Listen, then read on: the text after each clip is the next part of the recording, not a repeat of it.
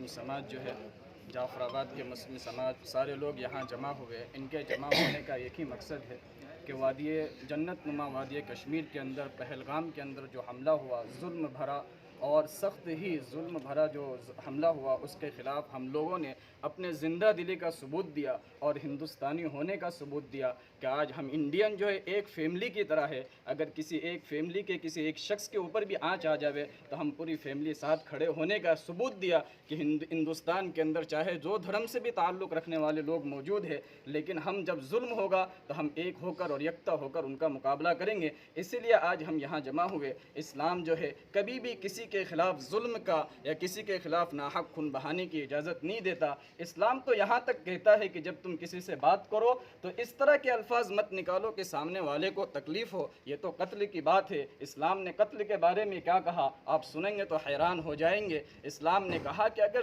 दुनिया भर के अंदर किसी एक इंसान का नाहक खून बहा दिया, गोया कि सारी इंसानियत को उस एक शख्स ने कत्ल कर दिया। यहाँ तक का शरीयत इस्लाम हमें हुक्म देता, तो हरगिज़ इस्लाम इस बात का हुक्म नहीं देगा कि किसी का नाहक खून बहाया जाए। लिहाजा कश्मीर के अंदर पहलगाम के अंदर जो हमला हुआ, उसकी हम सख्त अल्फाज के अंदर विरोध करते हैं और हुकूमत से हम इस बात का मुतालबा करते हैं कि आतंकवादी के ख़िलाफ़ जल्द अज जल्द कार्रवाई शुरू की जाए और सख्त से सख्त सज़ा उसको दी जाए। बस इसी के लिए हम यहाँ जमा हुए।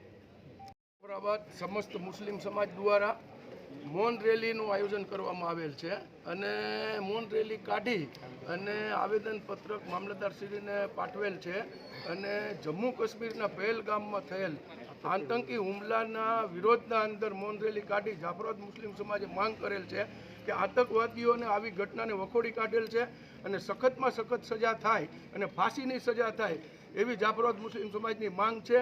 અને આપણા રાજ્યના અને દરેક રાજ્યના દેશના દરેક પર્યટકો છે ત્યાં ગયા હતા ને જે મૃત્યુ પામેલ છે, જે શહીદી વેરવેલ છે, તેમની આત્માને ભગવાન શાંતિ આપે એવી જાફરાબાદ મુસ્લિમ સમાજની